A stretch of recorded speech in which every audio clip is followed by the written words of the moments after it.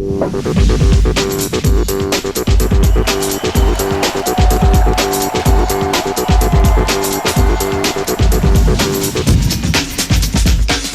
let's go to the beach.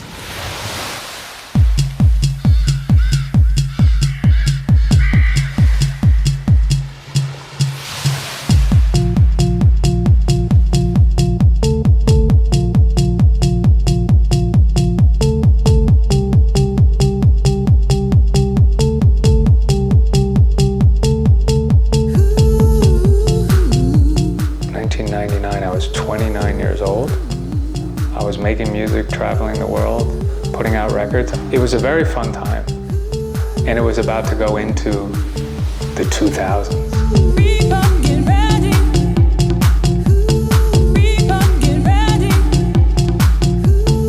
In my career at that time, I was pretty much just a bedroom DJ. I was making music and just enjoying playing in bars and clubs in the UK. Back then, the radio really controlled everything still, so yeah, there was no dance music on the radio, no exposure. People didn't know about it. It was very small. Do you remember the last time you heard music that we were like, I've never heard anything like this before? And a lot of these kids, they never heard this style of music. All of a sudden, this rave culture came in and it just exploded. It was all word of mouth. It was all young kids trying to discover something a bit different from, you know, hip hop and, you know, grunge and stuff like that. It was a new sound that was coming through. And the only place to hear it was at a nightclub where you had to be 21 years to get in. And then raves came about, and they were either busted or in really dodgy, shady places. But this was the only way to hear this kind of music. I mean, obviously there's a really good vibe about being in Miami because the weather, the beach. You know, Miami was always that date in the diary that all the DJs look forward to. All the people from the US, if a big DJ or big artist, electronic-based techno house, they would come to Miami for the Winter Music Conference. The Winter Music Conference week was already really big, and Miami embraced dance music from the beginning. That's where you would hear new records played, and that's where you would get your your test pressings, your white labels, and you'd be able to swap records with other people. You'd take your new music with you, and that was the buzz of that week. But Ultra did a great job on getting these people who were in town for the Winter Music Conference already to be part of their new festival to support this kind of music. And then suddenly there's this huge festival there with loads of people, great atmosphere, and yeah, it was incredible.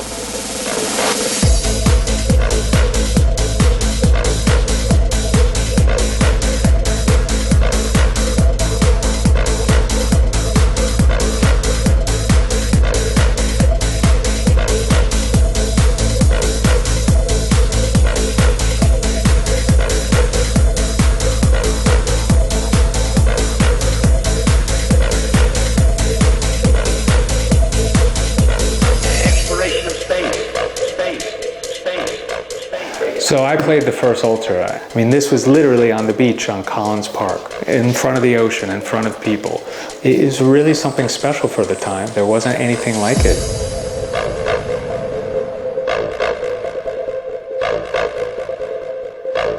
To be part of that burdening festival there, you could tell it was going to be the start of something big.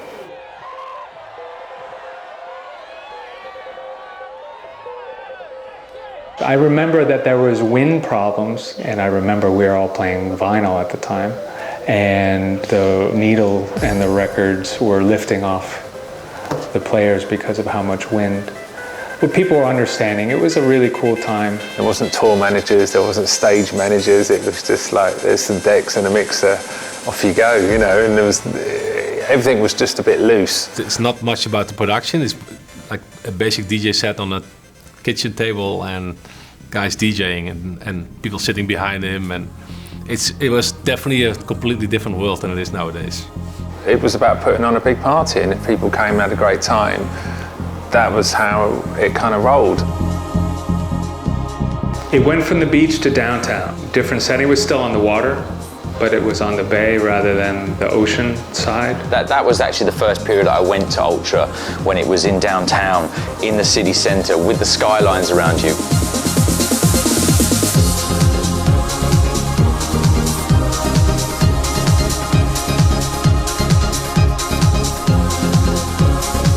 It was pretty much the only festival I can think of that was actually in a like a city environment. This backdrop became like this huge sort of skyline behind it. It was a surreal experience. And I actually went with, I think it was Pete Tong, and I went to watch him play. I remember one year we almost didn't make it because we couldn't get a taxi to come down. They just exploded. People from Europe, people from South America were coming just for this weekend. For me, the festival was pretty much the best thing in the world I've ever seen. I'd never really been to the States before, and it was great because I was in one venue and I could see so many of my heroes playing in one day. I think it's an American rave saying, which is a plur, which stands for peace, love, unity, and respect. It's really funny because it so gets you back into this candy raver time of furry boots and glow sticks and the word plur. And I was just a guy in like a black t-shirt and black jeans, and I kind of stood out more than what they did. And I just loved the enthusiasm that there was there. I was just blown away by it, and it was something that I'd always dreamed about playing. And I think the fact that they started and they made such an impact at an early point is why it's been so successful.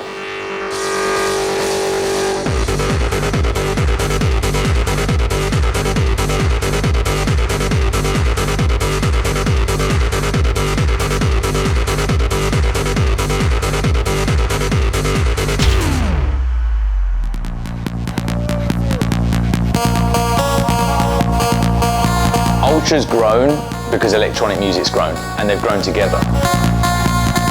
We never thought it was going to be this big. Like, this was like, oh wow, we made it.